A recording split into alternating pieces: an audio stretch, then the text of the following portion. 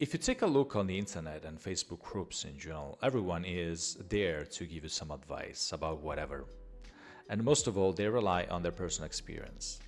If we search for example, for tax incentives or a good reason for you to move to Italy in 2024, let's say, many professionals will describe this amazing fairy tale world of Italian-friendly people ready to welcome you with money, tax incentives, and the so-called La Dolce Vita.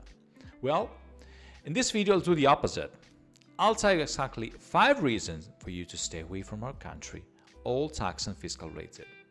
I will start with the bureaucracy. Every little thing takes time in life, we know that, but within limits. In Italy, almost everything takes longer. From a business registration to a personal fiscal code request, waiting is the rule of thumb. And it's fine as long as you don't need anything more than a standalone certificate. Sometimes you're moving to Italy with a very precise plan, with a clear script of steps you must follow in order, and you know you cannot move to the following until you don't pass the first one. The Italian bureaucracy will slow your plans down a lot. Public entities can turn any little practice into a nightmare if you don't provide the right amount of signatures, evidence, and forms. How to win this? Prepare in advance and put everything in writing. Never trust advice or answers over voice or by the phone. Number 2, I would say a place to stay. Renting or buying a property can be really exciting, intense, and challenging if you want to play with the Italian market. You have to deal with landlords with several trust issues, low supply and high demand for long-term solutions, very expensive notary fees, and a long process in order to understand even how the property you're going to purchase has all the right certificates to pass the test. How to solve that? I would recommend by hiring a very experienced realtor, geometer or similar, able to provide straightforward answers when you ask them, is this property really usable? The following one is something you already heard of, is deadlines. No reminders in Italy. 80% of the tax deadlines for the wealth tax, property tax, personal income tax is something you have to manage yourself, something you must estimate yourself. And very often deadlines change year by year. They can ask for down payments for the current year that you will have to discount from the following balance and so on. A calendar is not enough. You have to plan every year in advance and make sure you do not miss any tax appointments.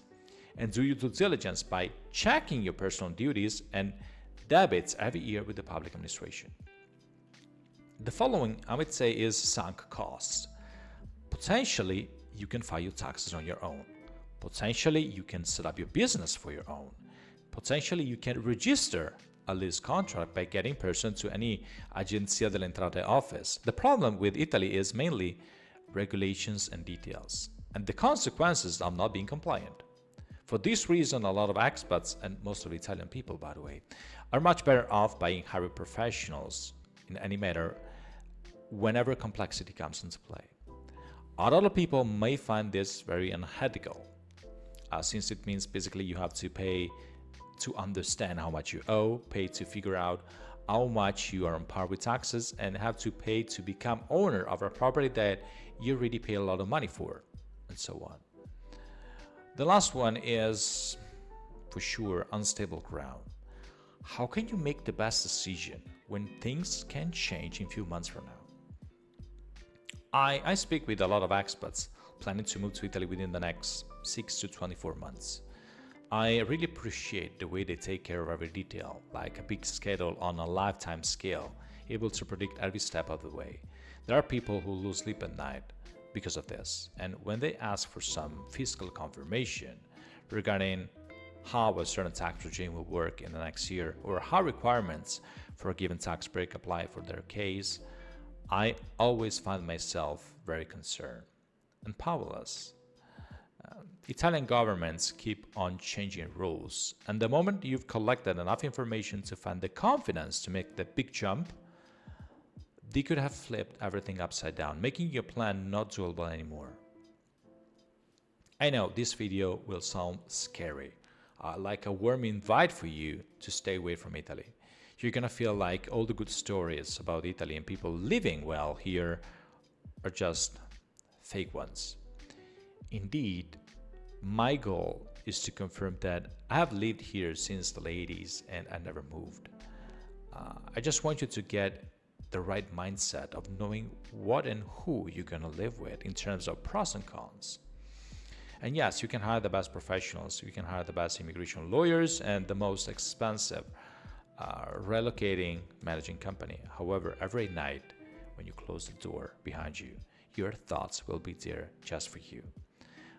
I want you to feel happy, satisfied, and incredibly proud of your choice of moving to Italy because you've estimated all the possible consequences. You know how to manage things if something goes wrong, and you're strong enough to be patient when you cannot change something about Italy. In every game, there are rules. In every deal, there are conditions. Please be aware of those before playing with Italy.